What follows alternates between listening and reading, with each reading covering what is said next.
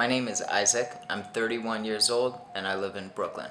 My first stint with celibacy had to do with me traveling to the Amazon and working with various plants down there. In order to properly absorb the plants and work with them on a deeper level, you needed to abstain from sex for a month. This time around it's a little different. I've been celibate for about 1 year. It has to do with me getting divorced, ending a relationship of 6 years, feeling like I needed to recharge and take a break from the pursuit of sex, and I just needed to take a period of time for my own healing. In a way, I'm channeling all of that sexual energy into musical energy, creative energy, and I am working on mastering myself in the process and being the best musician that I can possibly be.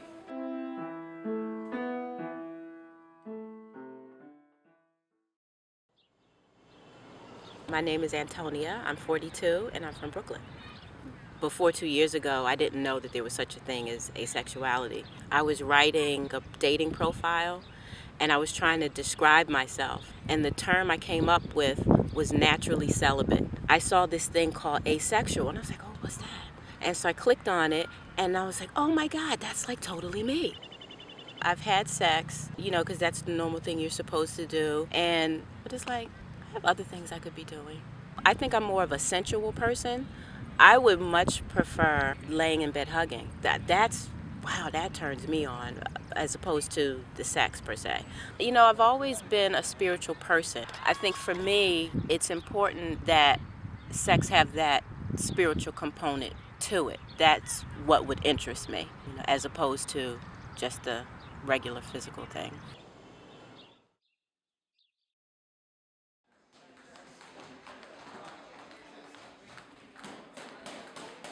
My name is Anthony, I'm 26, I work in Manhattan. Before I fight, I usually choose to abstain for about 2 months. I choose to abstain because it gives me an edge when I fight, it makes me angrier, and I feel just stronger. My favorite fighters are old school fighters, and they chose to abstain before their fights, so I decided to abstain also. Give me that extra edge. When I haven't abstained, I've noticed that I was weaker, I wasn't as strong fighting, and wasn't as sharp. My name is AJ, I'm 37, I live in Manhattan, and I was celibate for 23 months. So when I think back at that time, I was partying a lot, I was basically looking to distract myself, and sex could also be a distraction if not handled properly. So it got to a point where things had to change. Basically, I decided to stop drinking. I decided to take a hiatus from sex. And I wanted to see how relationships would change if sex was off the table. So I did that. I read a lot of spiritual books. I turned to meditation.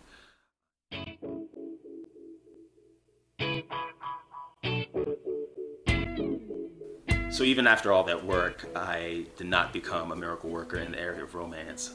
What happened was that lust no longer became the driving force. I no longer made decisions against my long-term interest. Sex, partying, smoking, they give you such a quick sense of relief. But meanwhile, the journey, the meditating, the soul searching, all of that's painful. But at the end, it's much more rewarding and it's much, much more stabilizing.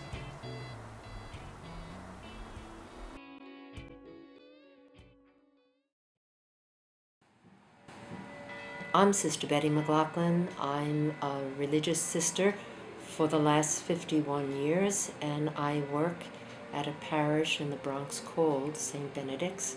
The role of celibacy for me has been that, unlike my twin, mother of 6, my family is the world. I'm in a huge parish family here, and in a very real sense, I can take them in.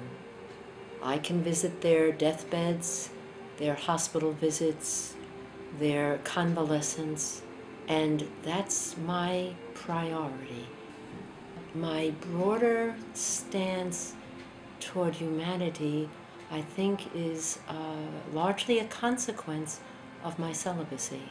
So I don't love less. I think I love broader, and I think I love deeper. One of the wonders of having a spouse like a God, like Jesus, is that he's not jealous. I don't have to worry about that.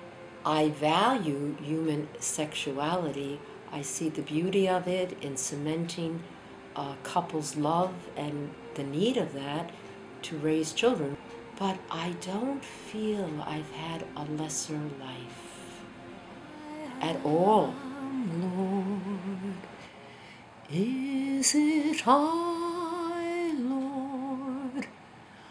I have heard you call.